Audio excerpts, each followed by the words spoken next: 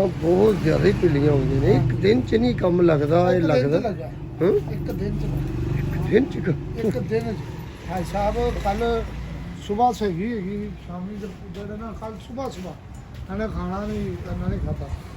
ਉਸ ਤੋਂ ਬਾਅਦ ਅਸੀਂ ਦੇਖਿਆ ਤਾਂ ਅੱਖਾਂ ਪੀਲੀਆਂ ਹੋਈਆਂ ਪਈਆਂ ਦੁਪਹਿਰੇ। ਥੋੜੀਆਂ ਹੀ ਪੀਲੀਆਂ ਨਹੀਂ, ਬਹੁਤ ਜ਼ਿਆਦਾ ਹੀ। ਅਸੀਂ ਜਦੋਂ ਪਾਣੀ ਪਾਇਆ ਨਾ ਦਰਮਿਆਨੀਆਂ ਨਹੀਂ ਕੱਲ ਸਵੇਰ ਕੇ ਅੱਜ ਦੀ ਗੱਲ ਕਰ। ਕੱਲ ਸਵੇਰ ਦੀ ਅੱਛਾ ਕੱਲ ਥੋੜੀਆਂ ਪੀਲੀਆਂ ਮਹਿਸੂਸ ਹੋਈਆਂ ਨੇ। ਹਾਂਜੀ ਤੇ ਕੱਲ ਨਾ ਅਸੀਂ ਕਿਹਾ ਅੱਖਾਂ ਉਂਝ ਖਰਾਬ ਹੋਈਆਂ ਕੱਲ ਰੈੱਡ ਹੋਣ ਗਈਆਂ ਬਹੁਤ ਜ਼ਿਆਦਾ। ਨਹੀਂ ਐਂਡ ਪੀਲੀਆਂ ਜਾਂ ਹਲਕੀਆਂ ਪੀਲੀਆਂ ਕਈ ਗਿਆ ਹੁੰਦੇ ਨਾ ਝੁੰਬਰਾ ਜ਼ਿਆਦਾ ਹੀ ਆਉਂਦਾ ਪਿਆ ਅੱਖਾਂ 'ਚ। ਅਸੀਂ ਉਹਨੂੰ ਨਾ ਪਾਣੀ ਪੂਣੀ ਅੱਖਾਂ 'ਚ ਪਾਇਆ। ਮੈਂ ਬਹਾਰ ਦੀ ਵਜ੍ਹਾ ਤੋਂ ਸਾਨੂੰ ਇੰਝ ਲੱਗਾ।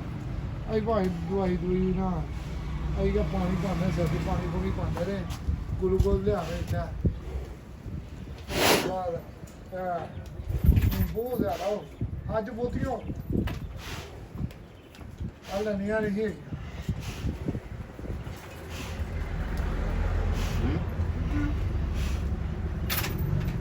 ਵਾਈਬ੍ਰੇਟ ਬੜਾ ਕਰਦੀ ਹੈ।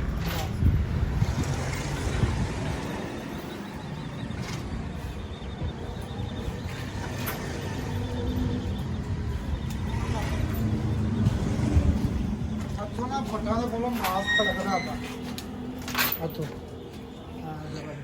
ਬਹੁਤ ਵੀਕਨੈਸ ਹੋ ਗਈ ਹੈ। ਜੌਂਡਸ ਹੈ, ਉਹ ਜੌਂਡਸ ਹੈਗਾ ਕਹਿੰਦੇ ਜੇ ਅਸੀਂ ਕਹਿੰਦੇ ਨਾ ਜਿਗਰ ਖਤਮ ਹੋ ਗਿਆ, ਇਹ ਉਹ ਜੌਂਡਸ ਹੈਗਾ। ਬੜਾ ਨਾਮ ਰਾਦ ਇਹ ਜਾਨਵਰ ਜਿਹੜੇ ਨੇ, ਜਾਨਵਰ ਦਾ ਬਚਣਾ ਹੀ ਬੜਾ ਮੁਸ਼ਕਲ ਹੋ ਜੀ। ਮੈਂ ਸੁਬਾਹ ਨਾਲ ਦੱਸਿਆ ਸੀ ਭਾਈ ਨੂੰ, ਚਾਚਾ ਜੀ ਬੈਠੇ ਨੇ ਇੱਥੇ। ਨਹੀਂ ਚਾਚਾ ਜੀ ਚੱਲ